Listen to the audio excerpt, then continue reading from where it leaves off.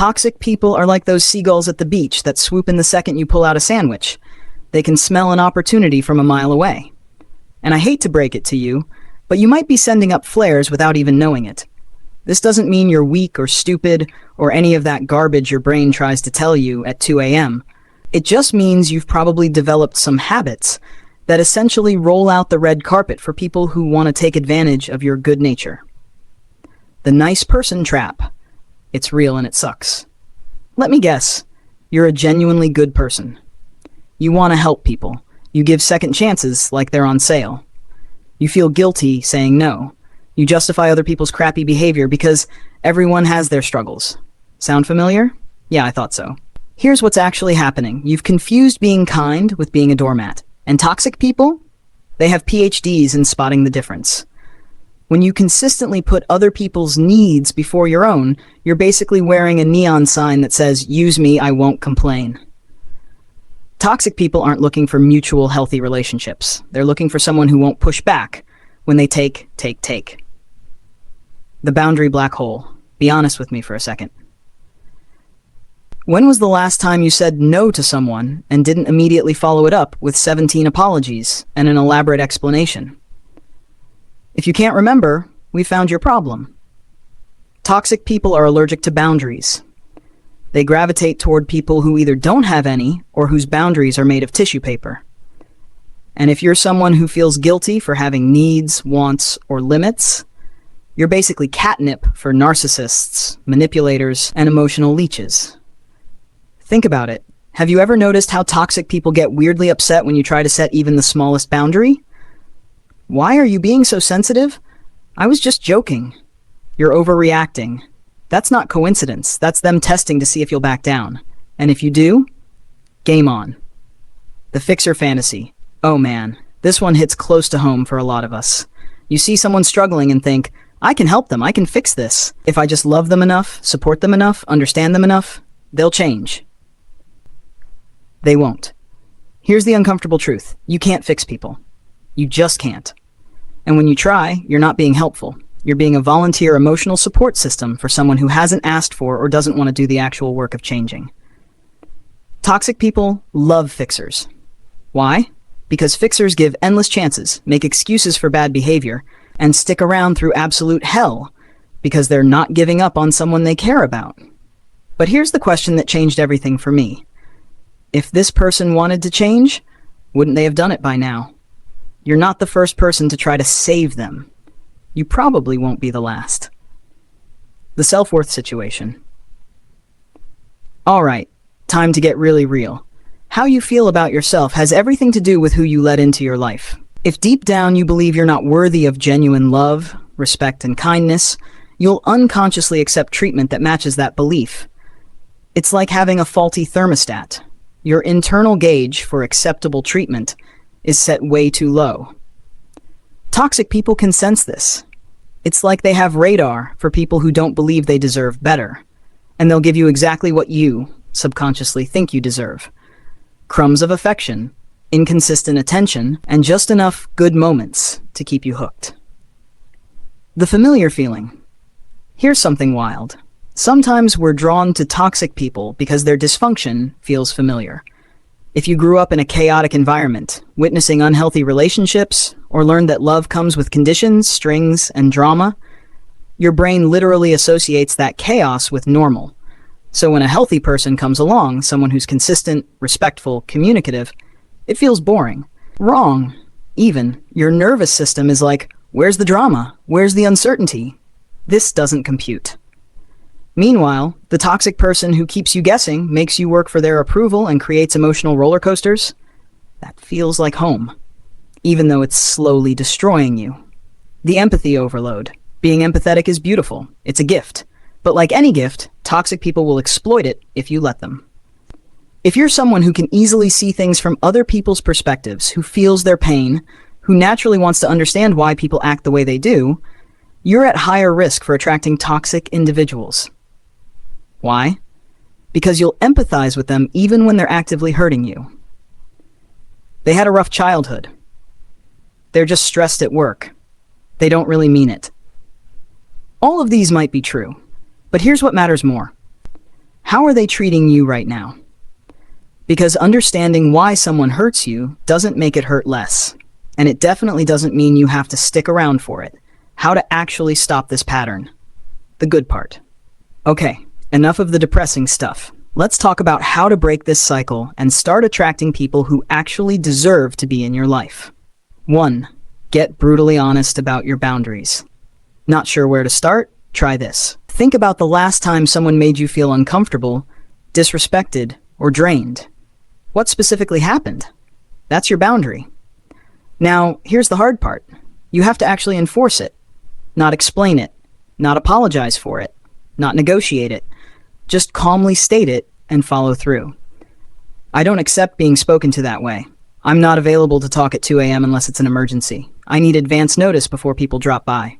Watch how quickly toxic people scatter when you start doing this. They'll either throw a tantrum, in which case, congratulations, you just identified someone who needs to go, or they'll quietly fade away to find someone with weaker boundaries. 2. Stop auditioning for people's approval. This one's tough because we're basically hardwired to want people to like us. But here's the thing. When you're constantly trying to prove your worth to someone, you've already lost. Healthy people don't make you audition. They don't require you to be perfect, always available, or perpetually accommodating to earn their respect or affection. If someone in your life makes you feel like you're constantly trying to measure up, that's your sign. Start asking yourself, am I acting this way because I want to, or because I'm afraid of how they'll react if I don't? If it's the latter, you're not in a relationship, you're in a hostage situation. Number 3, notice the red flags early and actually do something about them. You know what all of us are really good at? Explaining away red flags, making excuses, giving one more chance. Time to stop. When someone shows you who they are, believe them.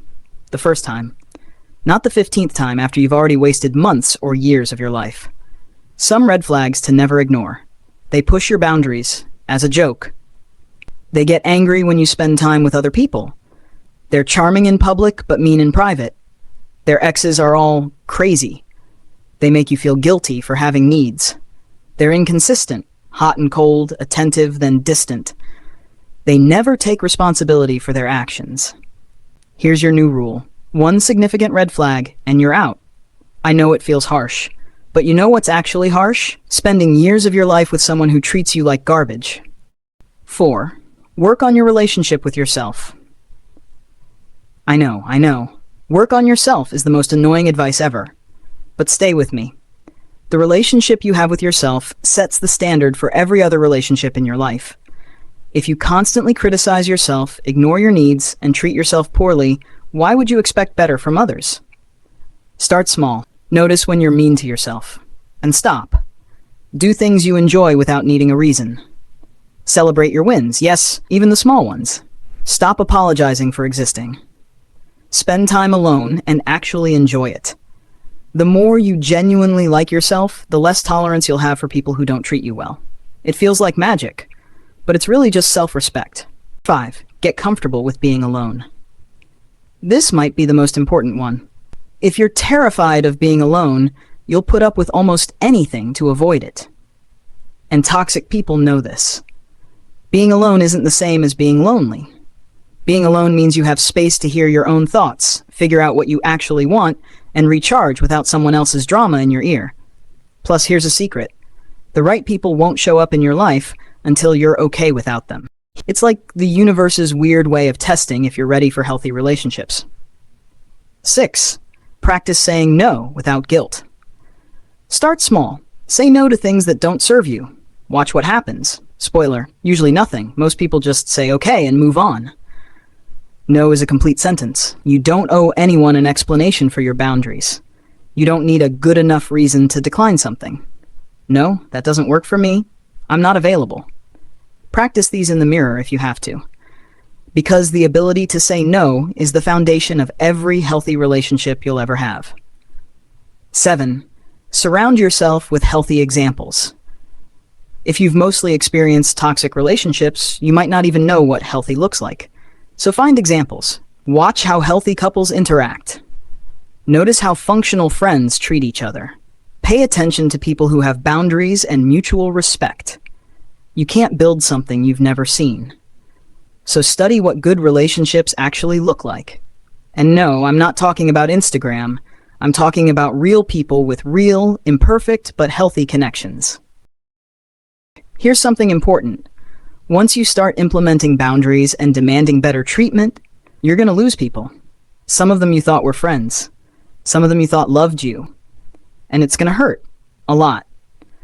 But here's what else is going to happen. The people who genuinely care about you.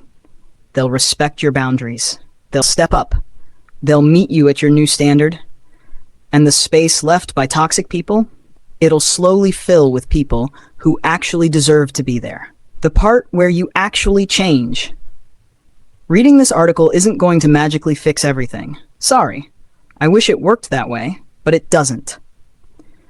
Change happens when you start doing things differently. When you catch yourself making excuses for someone's bad behavior and stop. When you feel guilty for setting a boundary but do it anyway.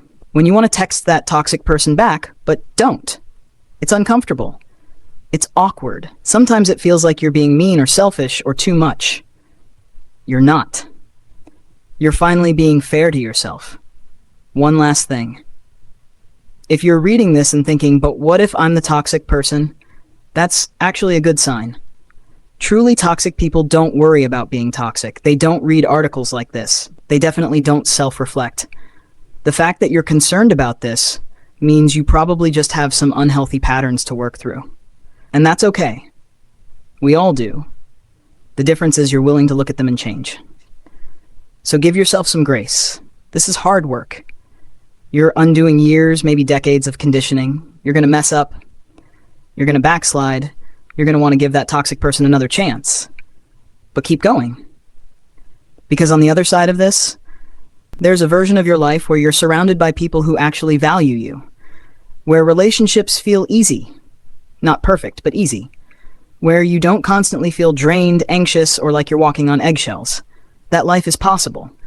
But it starts with you deciding you deserve it. You really, really do. Now go set some boundaries. Your future self is waiting.